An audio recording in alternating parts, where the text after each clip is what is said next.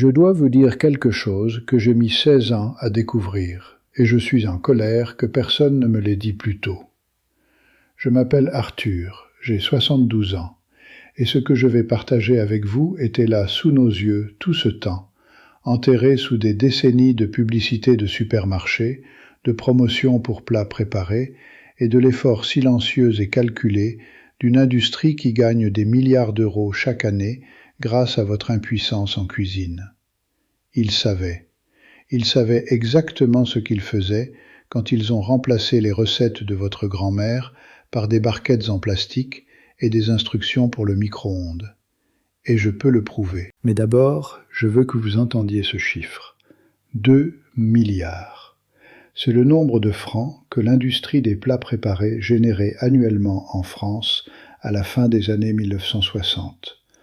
Non pas parce que les gens avaient oublié comment cuisiner, parce qu'une industrie avait passé 20 ans à les convaincre qu'ils étaient trop occupés, trop fatigués ou trop incompétents pour le faire eux-mêmes.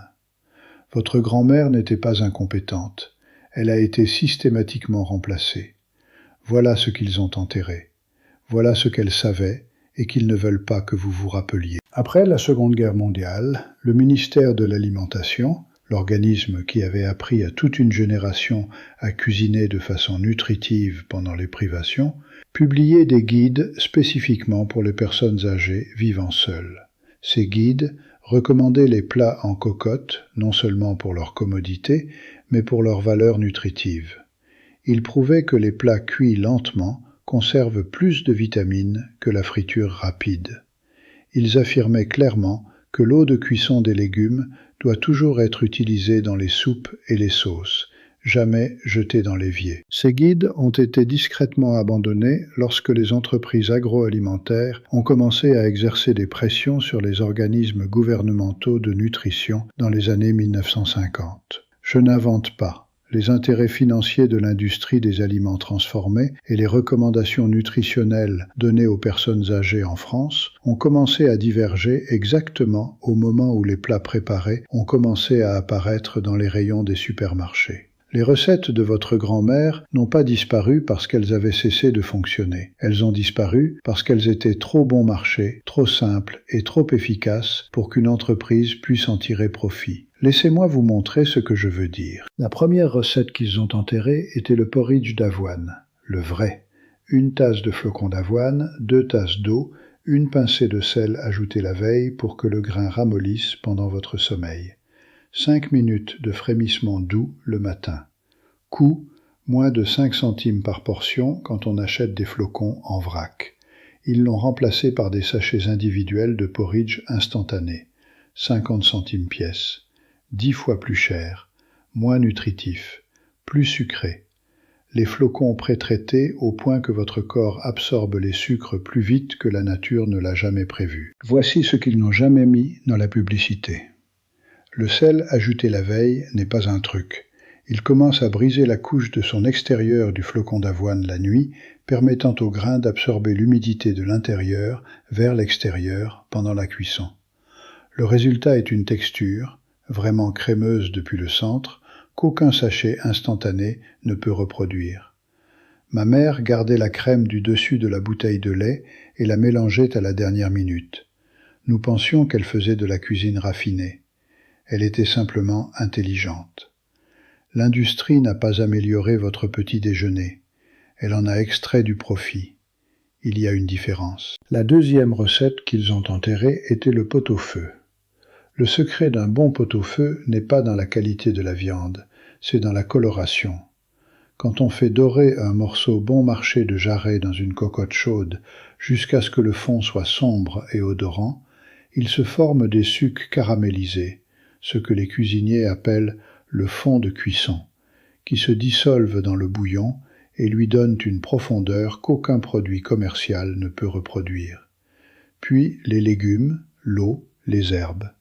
Portés à frémissement, laissés seuls pendant 2 heures. Les enquêtes alimentaires des années 1950 enregistraient une consommation stable de légumineuses parmi les personnes âgées. En 1990, elle s'était effondrée. Pas parce que ces aliments avaient cessé d'être nutritifs, parce que personne ne les vendait, ne les promouvait, ni ne les rappelait à qui que ce soit. J'ai fait un pot-au-feu lundi dernier. Nous sommes jeudi. Coût total, moins d'1 euro. Voici maintenant ce qui m'a mis vraiment en colère quand je l'ai découvert. Dans les années 1960, des infirmières à domicile, de vraies infirmières de santé publique, allant de porte en porte dans des villes comme Clermont-Ferrand et Bordeaux, enseignaient à des patients âgés vivant seuls comment cuisiner. Elles avaient des recettes spécifiques, écrites, distribuées à la main dans certaines régions. L'une d'elles était la soupe au fromage et aux oignons, un petit oignon émincé et ramolli dans du beurre, des pommes de terre en cubes mijotées dans du lait jusqu'à tendreté, couvertes de gruyère râpée et passées sous le grill. Une seule petite casserole, mangée directement dedans. Coût total, en 1963, moins de 20 centimes. Ces infirmières enseignaient cela parce que les personnes âgées vivant seules étaient sous-alimentées. Non pas parce qu'il n'y avait pas de nourriture, parce que la publicité, la culture de la commodité et la pression sociale silencieuse de la modernité leur avaient dit que cuisiner pour une seule personne n'en valait pas la peine. L'effort n'a jamais été le problème, le motif du profit était le problème. Et la soupe au fromage et aux oignons n'est pas seulement économique. Le lait se réduit légèrement pendant que les pommes de terre cuisent, absorbant l'amidon et devenant quelque chose de presque velouté. Le gruyère sous le grill 2 minutes forme une croûte qui cède quand on la presse avec une cuillère. Le tout garde la chaleur longtemps dans la casserole. Pour ceux d'entre nous qui mangent lentement, qui se laissent distraire, dont les mains ne sont pas toujours très sûres, ce n'est pas un détail sans importance, laissez-moi vous dire ce que coûte la soupe à l'œuf. Vous chauffez du bouillon de bœuf ou de poulet. Vous battez un œuf dans une tasse et le versez lentement dans le bouillon frémissant en remuant doucement. L'œuf se prend en filaments soyeux et dorés qui transforment un simple bouillon en quelque chose qui semble avoir demandé de l'effort. Vous ajoutez ce que vous avez, petits pois surgelés, choux restants, n'importe quoi. 5 minutes, une casserole, une tasse, le dîner. En 1962, un seul œuf coûtait moins de 4 centimes. Aujourd'hui, il coûte environ 20 centimes. Une portion de soupe à l'œuf coûte 50 centimes en 2026. Une soupe individuelle de supermarché coûte entre 1,50 € et 2,50 €. L'industrie vous demande 5 fois plus pour quelque chose de démontrablement inférieur. Les infirmières à domicile à Lyon enseignaient cette recette aux années 60 aux patients âgés qui avaient du mal avec une cuisine complexe. Elles l'appelaient « médecine déguisée en dîner ». Je pense que c'est exactement juste. Ils ne vous nourrissent pas, ils se financent à vos dépens. Et l'industrie des plats préparés savait autre chose, quelque chose de plus sombre. Elle savait que la solitude pousse les gens à arrêter de cuisiner. Elle savait que quand un conjoint meurt, quand les enfants partent, quand la maison devient silencieuse, la motivation à cuisiner un repas convenable s'effondre. Et elle a positionné ses produits, ses barquettes en plastique, ses portions sous film, ses instructions pour micro-ondes, précisément à ce moment de vulnérabilité. Je le sais parce que j'étais cette personne. Ma femme Marie est décédée en 2009 et pendant 16 ans, j'ai mangé exactement ce qu'ils voulaient que je mange. Je leur ai donné mon argent et ma santé, un plat préparé à la fois. Parce que personne ne m'a dit que l'alternative était aussi simple. L'alternative a toujours été aussi simple. Soupe aux lentilles avec des lardons. Un lardon haché fin et frit jusqu'à croustillant. Un oignon émincé, une carotte coupée en dés. Une demi-tasse de lentilles rouges, pas de trempage nécessaire, 20 minutes de sec à cuit. Un demi-litre d'eau ou de bouillon. Laissez mijoter jusqu'à ce que les lentilles se défassent. Les lentilles rouges étaient l'arme secrète de ma mère, et je les avais complètement oubliées pendant 40 ans. Contrairement aux haricots secs, elles ne nécessitent aucun trempage. On les met dans la casserole sèche, et 20 minutes plus tard, elles se sont dissoutes en une soupe épaisse et orangée qui sent tout ce qui est juste dans la cuisine hivernale. Les infirmières à domicile à Marseille et Bordeaux distribuez la recette sur des feuilles de papier dans les années 1960. Moins d'1 € pour 2 jours de repas. Je vous le dis maintenant. Et je veux que vous compreniez que votre colère face à cette information est justifiée. La fondue au fromage en casserole, pas du fromage sur du pain, mais quelque chose de bien plus satisfaisant. Du comté râpé dans une petite casserole avec un peu de vin blanc, une cuillère à café de moutarde de Dijon et un œuf battu. Remuez à feu doux jusqu'à épaississement. Versez sur du pain grillé et passez sous le grill. La moutarde n'est pas optionnelle. Elle réagit avec les protéines du fromage lors du chauffage et produit une profondeur de saveur que le fromage simplement fondu n'atteint jamais. Ce n'est pas pour le goût de la moutarde qui disparaît largement dans la chaleur, c'est pour ce qu'elle fait au fromage. Votre grand-mère le savait, non pas parce qu'elle comprenait la chimie, mais parce qu'elle avait goûté la différence et n'avait jamais arrêté. La première fois que je l'ai fait correctement, lentement, avec du vrai comté et de la vraie moutarde de Dijon, je me suis assis à la table de la cuisine et j'ai ressenti quelque chose que je n'avais pas ressenti depuis longtemps. Un vrai contentement. Le bouillon de poulet fait d'une carcasse. Quand je fais rôtir un poulet, je l'utilise maintenant 3 fois. Premier jour, rôti. Deuxième jour, tranche froide avec des cornichons. Troisième jour, la carcasse dans une casserole avec un oignon, une carotte, une branche de céleri, de l'eau froide pour couvrir et un bouquet garni. 2 heures à feu doux. Les os libèrent du collagène et des minéraux dans le liquide d'une façon qu'aucun carton de bouillon commercial ne peut reproduire. Cela ne coûte rien au-delà du temps. Ma mère n'a jamais jeté une carcasse de poulet de sa vie. Je les ai jetées pendant 40 ans. Je n'en jetterai plus jamais une tant que je vivrai. Le gratin de macaroni fait maison. Dans la même casserole que les pâtes. Elle faisait bouillir les macaronis jusqu'à presque tendres, les égoutter, les remettait dans la casserole avec du beurre, du lait entier et une généreuse poignée de gruyère râpée. Remuez à feu doux jusqu'à ce que le fromage fonde en une sauce qui s'accroche à chaque morceau. Un peu de moutarde de Dijon pour relever, de la chapelure dorée sous le grill. En 1958, une portion coûtait moins de 20 centimes. La version industrielle coûte 20 fois plus et n'a que le goût du sel. Et le dernier, celui auquel je pense le plus, le bœuf en daube. Un petit morceau de joue de bœuf, morceau bon marché qui demande du temps, doré dans une cocotte avec un oignon coupé en dés jusqu'à ce que le fond soit sombre et odorant. Bouillon ou eau pour couvrir. 2 carottes, 2 pommes de terre, un bouquet garni, un verre de vin rouge. 3 heures à la chaleur la plus basse. Le collagène dans la joue se transforme en gélatine pendant cette cuisson longue et lente. C'est ce qui épaissit le jus sans farine. Le morceau bon marché devient le bon morceau quand on lui donne du temps. Je vais maintenant dire quelque chose clairement. Chaque personne âgée qui mange ce soir seule un plat préparé froid, et elles sont des millions, a été systématiquement abandonnée. Non par ses propres capacités, par une industrie alimentaire qui a pris la décision délibérée de remplacer le savoir que votre grand-mère avait accumulé toute sa vie par un rayon de produits qui coûtent 10 fois plus et nourrissent 10 fois moins. Ils n'ont pas amélioré la daube. Ils ont extrait du profit du concept de daube. Voici ce que je veux que vous fassiez. Cette semaine, juste une chose. Faites l'un de ces plats. La soupe aux lentilles, la soupe au fromage et aux oignons, le bœuf en daube. Faites-le lentement. Mangez-le à votre propre table. Puis dites-moi que ça n'en valait pas la peine. Dites-moi que le plat préparé était meilleur.